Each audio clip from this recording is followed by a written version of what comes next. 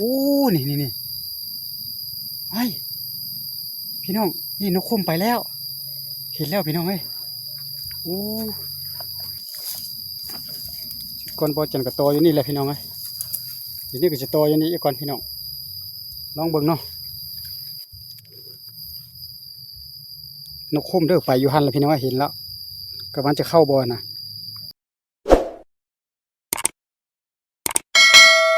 ค่ะสบายดีตอนแรงๆพี่น้องเอ้ยตอนนี้ก็เวลาประมาณ2-3 โมงมันนี่เนี่ยเข้ามาป่าเลยเข้ามาป่ามันห่าง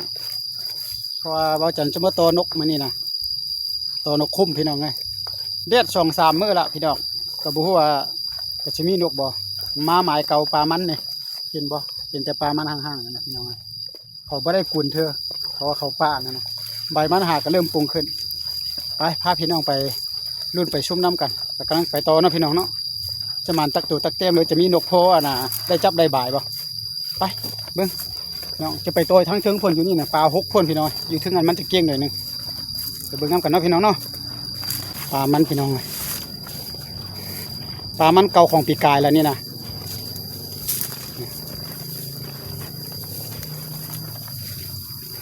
ปีกายเขาบ่มาลกนะนี่ใบมันเกี้ยงมัดแล้วงัวกินแล้วก็หากระปุงไหมพี่น้อง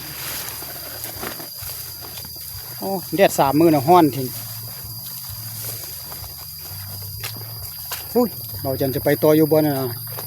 ปลาเกี้ยงหันเลยพี่น้องเอ้ยเดี๋ยวจะมาท่าอยู่แถวนี้เนาะจะตาไปตัวอยู่บนเจหันเลยพี่น้อง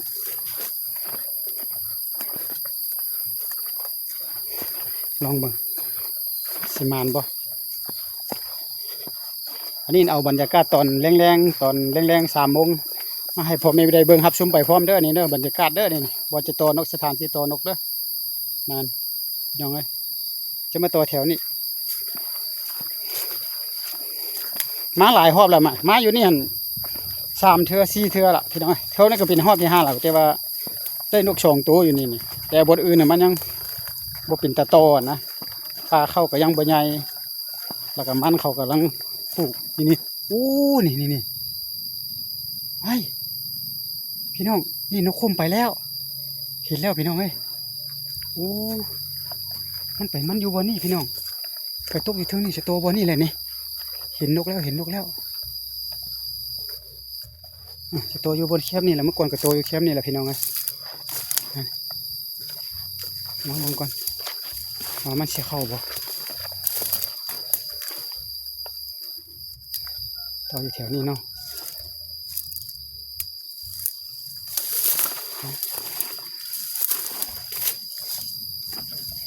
ก่อนบอจันก็โตอยู่นี่แหละพี่น้องเอ้ยเดี๋ยวนี้ก็จะโตอยู่นี่อีกก่อนพี่น้องลองเบิ่งเนาะ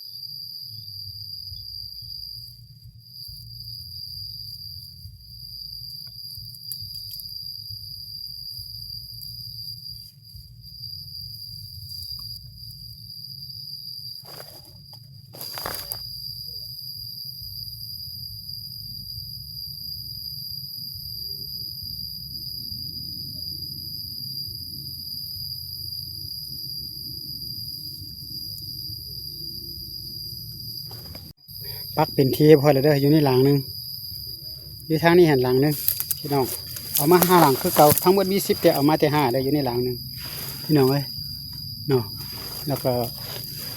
ห้องนี้เนี่ย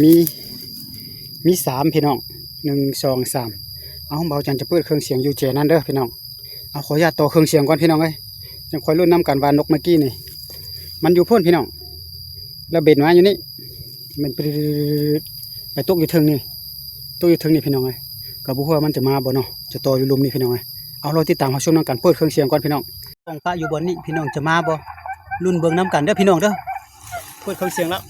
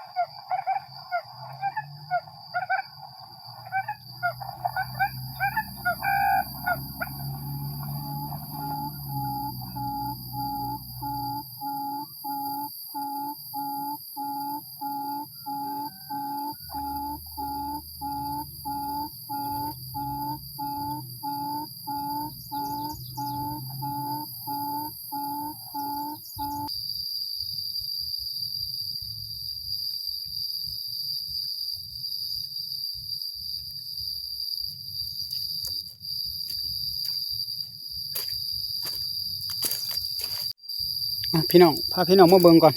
เครื่องเสียงเฮากระดับแล้วบาดนี้นะโอ้บ่ได้ยินเสียงตอบกันเลยมันตื่นบ่นี่หลังนี่ก็อยู่ซื่อๆอยู่โอ้ยบ่เข้าพี่น้อยพอเบาจันมาแล้วก็นกคมตื่นเบาจันนะมันบินไปก่อนละนี่อยู่นี่หลังนึงโอ้อยู่นี่ใส่แถวนี่ห้องนี่ใส่3 หลังบ่มาแล้วพี่น้องเลยอันยังอยู่คือเก่าตัวนั้นก็อยู่หมดโอ้บ่เข้าเอาขออนุญาตเก็บเครื่องเสียงก่อนพี่น้องเลยไปดิพี่น้องนกจันมาโตนกหอบนี่เสียดายเด้อนกคมตื่นเบาจันนะนี่นกคมอยู่เจนี่แหละเจนี่หันพี่น้องเลยอยู่เจนี่แต่เบาจันยางมาอยู่เจนี่หันยางมาเจนี่แหละมันอยู่วันนี้แล้วก็ตื่นเบาจันแล้วก็บินขึ้นไปอยู่เทิงหันโตบ่เข้าพี่น้องเลยเอาก็เอาบ้านหน้าซะเนาะพี่น้องเนาะบ่หมานก็บ่เป็นหยังพี่น้องเลยพอหากระเด็ดมา2-3 มื้อก็มันก็ไปโตบ่อนใหม่แล้วก็ฤดูกาลนี้ก็แม่นฤดูกาลที่ว่าอยากอยู่พอนกคมนกประเภทนกกำลังน่ะไข่กำลังฟักลูกนะพี่น้องเลยเอาขอขอบใจเด้อเบิ่งแล้วก็ฝากกดไลค์กดแชร์แต่บ่หมานพี่น้องขอโทษอภัยบ่หมานนกคมบ่มาคันเบาจันมาฮอดแล้วก็ตัวอยู่แถวนี้นี่บนปลามันหนาๆนี่นะแน่นอนตายตัวอยู่นี่ตัวนี้อยู่บ่ต้องมาแล้วเบาจันมืออยู่ถึงพุ่นเด้พี่น้องเลยไปฮอดอยู่ถึงพุ่นพี่น้องพอบ่นี้ปลา6เลยแล้วก็บ่อยากโตนะเอาเบิ่งแล้วก็ฝากไลค์ฝากแชร์ฝากติดตามกันเด้พี่น้องเพื่อพลาดคลิปต่อไปอีกเนาะเป็นจังใดก็ไปเบิ่งคลิปต่อไปเนาะพี่น้องเนาะไปทางใดมาทางใดก็บ่จังก็จะมาอัปเดตให้พี่น้องได้เบิ่งหั่นล่ะพี่น้องมื้อนี้บ่หมานก็บ่เป็นหยังนะพี่น้องเนาะหากินหาอยู่อาศัยอยู่ป่าอยู่ดงแบบนี้ได้มือหมานมันก็ได้อยู่มือบ่หมานก็บ่ได้เอาขอบใจเด้อพี่น้องเดี๋ยวนี้ออกไปหารถก่อนอุ้ยปลามันนี่6 ใช่ 6ว่านี่เบิ่งมัน6โพดหุยพี่น้องเอ้ยนี่นะไปอยู่ข้างทางหันก็บอลเขาเล่นเกมนะพี่น้องเอ้ยจุสาวนมเขาเนี่ยตกทุกคืนเนี่ยมาเล่นเกมตลอดอยู่หันก็ได้นะ พื่อนตัวทางหน้าหั่นแหละพี่น้องแต่ในห้านเกียมได้ตัวนั้นนี่เอาบายบายพ่อกันคลิปต่อไปพี่น้องสำหรับคลิปนี้แสดงความขอบใจกดติดตามให้เด้อพี่น้อง